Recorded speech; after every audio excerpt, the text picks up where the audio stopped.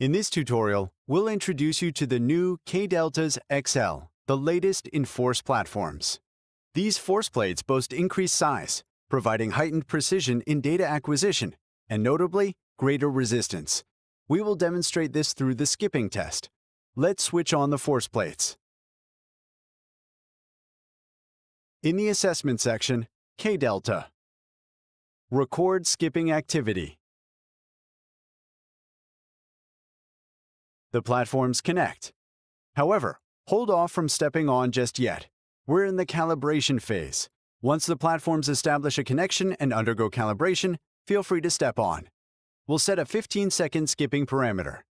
You may step on.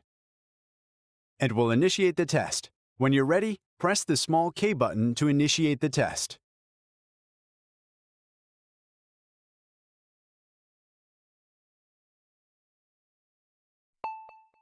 2, 1, go.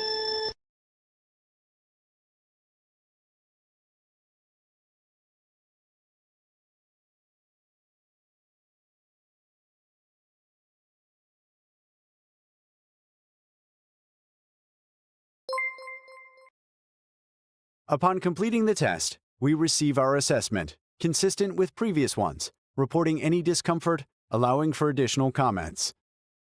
Now, alongside performance analysis, we get data on the number of skips performed, the program skipping duration, cadence, power, and time spent in the air. We also get a detailed breakdown of the force distribution across the platforms, along with a graphical representation of forces. As observed in the video, the Delta XL platforms offer a distinct advantage: more space for precise measurement.